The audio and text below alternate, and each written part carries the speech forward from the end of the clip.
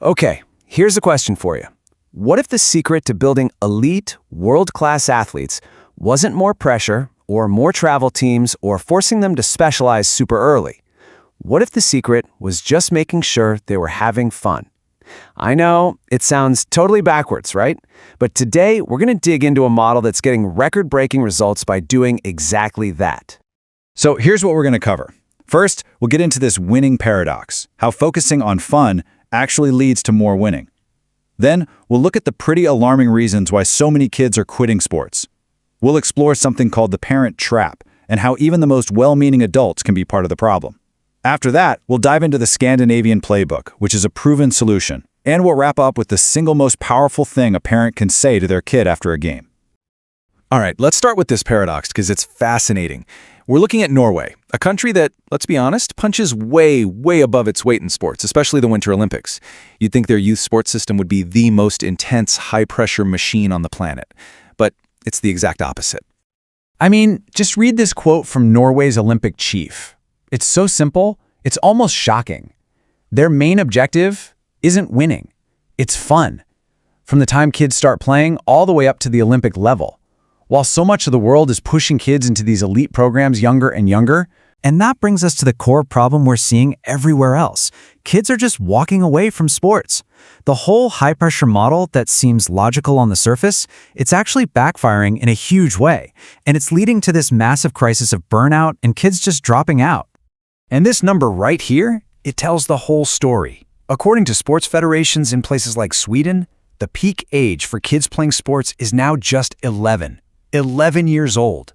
After that, the numbers just fall off a cliff. I mean, think about that. We haven't even had a chance to see what these kids could become, and they're already done with sports. And you can really see the massive cultural shift on this slide. You know, it used to be that a kid's sports career was about 10 years long, maybe from age 10 to 20. But now, they're starting at 5, and they're burned out and quitting by 12 or 13.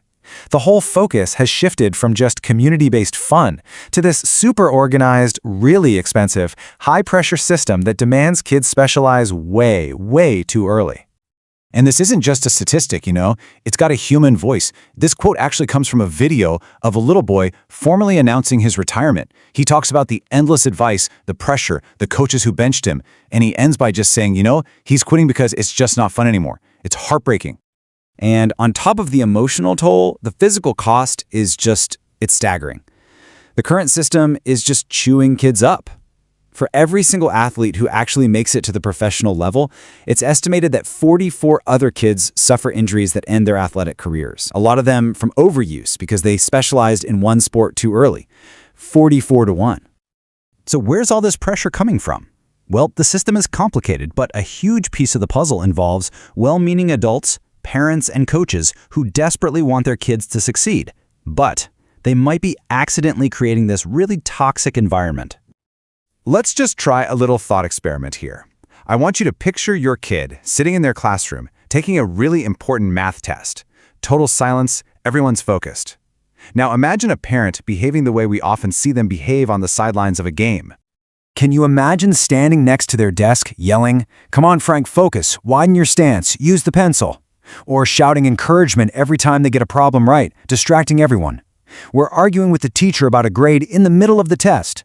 Of course not. It sounds absolutely insane. So why do we do it on the field? The field is their classroom. It's a place for them to learn and focus and figure things out. But we treat it completely differently. In fact, there was data from the pandemic when parents weren't allowed on the sidelines that showed kids overwhelmingly enjoyed practice more without them there. Ouch. Another trap we fall into is mistaking physical maturity for actual talent. It's called the relative age effect. It basically means that on a team of, say, 11-year-olds, you could have one kid who is physically and mentally more like a 13-year-old and another who's closer to a 9-year-old. That's a massive 4-year gap, and it has absolutely nothing to do with their long-term potential. And that leads right into a coaching practice called topping. That's when a coach gets so fixated on winning this weekend's tournament that they give all the playing time to the biggest, fastest kids, the early bloomers. And this just starves the late bloomers of any chance to develop, and it usually pushes them to quit, even though they might have turned into the next Michael Jordan, who, let's not forget, famously got cut from his varsity team at 15. Okay, so that's the problem. It's pretty clear. Now let's talk about the solution. And that brings us to the Scandinavian playbook, a model that tackles all of these issues with a really simple but powerful philosophy. This is it. This is the magic formula. The entire goal is to keep as many kids as possible playing for as long as possible in the best environment possible. Simple, right? It's not about trying to spot future Olympians when they're 10 years old. It's about creating a lifelong love of sports and being active for everyone. So how did they actually do it? Well, first, they actively encourage kids to play lots of different sports. That cuts down on overuse injuries and just makes for better, more well-rounded athletes. Second, they make unstructured free play a huge priority. Third, they delay all the serious, expensive, travel-heavy competition. In Norway, they actually discourage overnight tournaments before age 13. And finally, they get rid of league tables and standings for young kids, so the focus is 100% on development, not on who's winning. The Swedish system makes this distinction really clear. Up to age 13, it's called children's sport, and the goal is exactly what it sounds like: play, fun, and doing it locally with your friends. Then, after 13, it becomes youth sport. That's when they introduce more structure, but development and enjoyment are still the top priorities. And all of this brings us right back to the role of the parent. We've seen the problem, we've seen a proven solution, so what can a parent actually do, like starting today, to help create that positive environment for their kid? Well, it really starts with what not to do. The first question after a game should never be, did you win, or how many goals did you score? It should be something like, did you have fun? And please avoid that dreaded car ride analysis. Let the coach do the coaching. Don't push them to play through pain. That just teaches them to ignore what their body is telling them. And this one might surprise you, but don't buy them the fanciest, most expensive gear. It just adds a ton of pressure to live up to the equipment. So what should you say when your kid gets in the car and asks, "How did I do?" This is it. This is the golden phrase. Instead of breaking down their performance, you just say, I'll leave the coaching to your coach, but I can tell you this: I just love to watch you play. It takes all the pressure off and puts the focus right back on unconditional support and just pure enjoyment.